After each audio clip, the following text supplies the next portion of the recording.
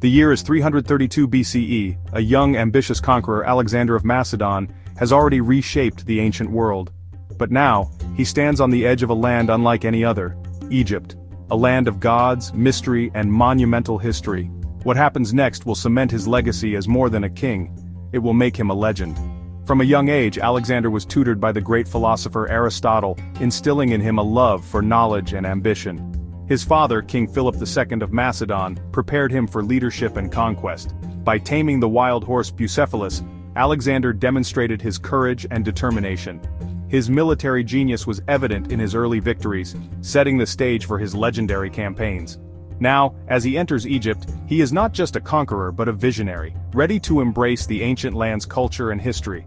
His ambition knows no bounds, and his journey in Egypt will be a testament to his enduring legacy. Hey everyone, welcome back to another episode of History Unveiled.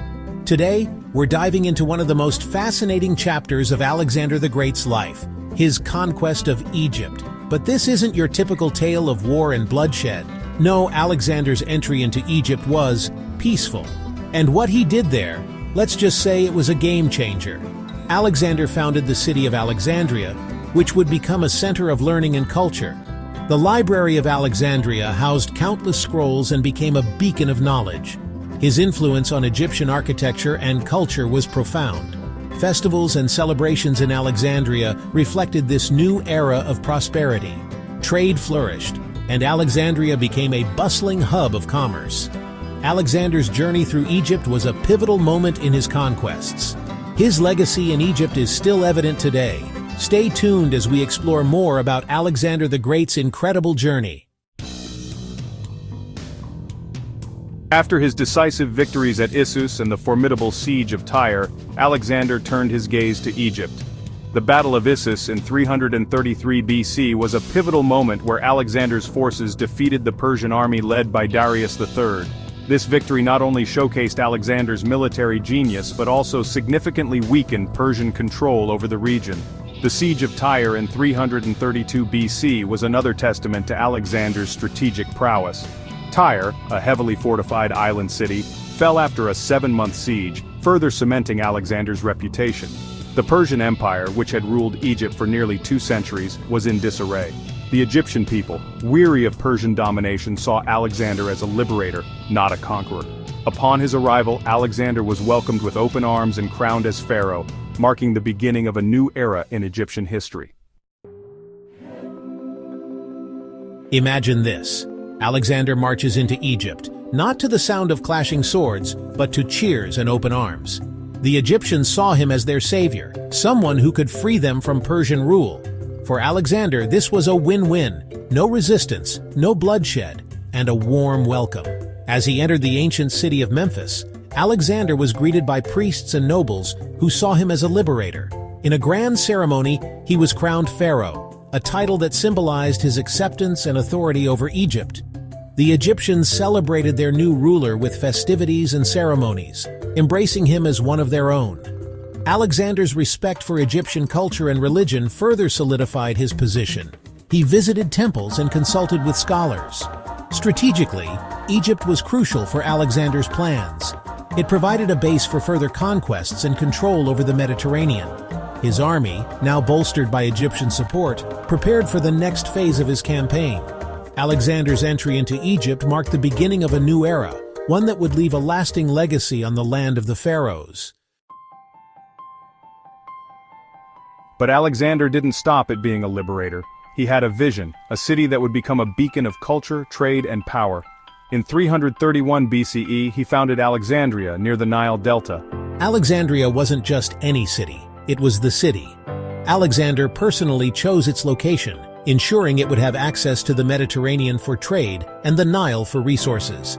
Over time, Alexandria would grow into a hub of learning and culture, home to the Great Library and the Lighthouse, one of the 7 wonders of the ancient world. Not bad for a guy who was just passing through, right?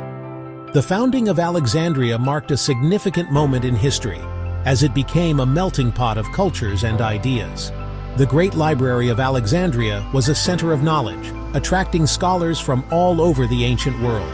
The Lighthouse of Alexandria, also known as the Pharaohs, guided sailors safely to the bustling harbor. Alexandria thrived as a center of commerce, culture, and learning, influencing the ancient world for centuries. Alexander's vision for Alexandria was realized, and its legacy continues to be felt to this day. But Alexander's relationship with Egypt wasn't just political or strategic, it was deeply symbolic. The Egyptians declared him Pharaoh, a living god on earth, the son of Amun, their chief deity. Let's pause here for a second. Think about this. Alexander, a Macedonian, being crowned Pharaoh of Egypt. This wasn't just a title, it was a transformation. The Egyptians believed their pharaohs were divine, intermediaries between the gods and humanity. By accepting this role, Alexander wasn't just a conqueror, he became part of their spiritual and cultural fabric. His coronation was a grand event, filled with rituals and ceremonies that solidified his divine status. The implications of this were profound.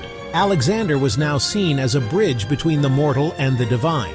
This acceptance by the Egyptians helped legitimize his rule and integrate his presence into their culture. It also meant that Alexander had to respect and uphold the religious traditions and customs of Egypt. His reign as pharaoh was not just about power, but about becoming a part of the very essence of Egypt. This transformation was crucial for his acceptance and the stability of his rule in Egypt. Alexander's coronation as pharaoh marked a significant moment in history, blending Macedonian and Egyptian cultures. Alexander's divine status was further solidified when he visited the Siwa oasis. There, at the temple of Amun, the oracle supposedly declared him the son of Zeus Amun. The Temple of Amun, located in the remote Siwa oasis, was a significant religious site in ancient Egypt. It was believed to be the home of the oracle who could communicate with the gods. When Alexander arrived, he sought the oracle's guidance and validation of his divine heritage. According to legend, the oracle proclaimed him the son of Zeus Amun, merging Greek and Egyptian deities. This declaration was a powerful tool for Alexander, reinforcing his authority and divine right to rule. Now, whether this actually happened or if Alexander spun the story himself, we'll never know. But one thing's for sure, this moment added another layer to his legend. To his men, he was their brilliant general. To the Egyptians, he was a god king. And to the rest of the world, he was unstoppable. The Siwa oasis itself was a place of mystery and reverence, adding to the allure of Alexander's visit. The oracle's declaration was not just a personal triumph for Alexander, but a strategic move to solidify his rule. By aligning himself with the gods, he ensured loyalty and reverence from his followers and subjects alike. Alexander's time in Egypt was brief, less than a year. But the impact was profound. He didn't just take over a land, he integrated its culture into his growing empire. And this is what makes Alexander so fascinating. He wasn't just about conquering territories, he embraced the cultures he encountered. In Egypt, he respected their gods, their traditions, and their people. It's no wonder they accepted him so readily. Today, Alexandria stands as a testament to Alexander's vision. His brief time in Egypt left an indelible mark, blending Greek and Egyptian cultures into a legacy that endures to this day.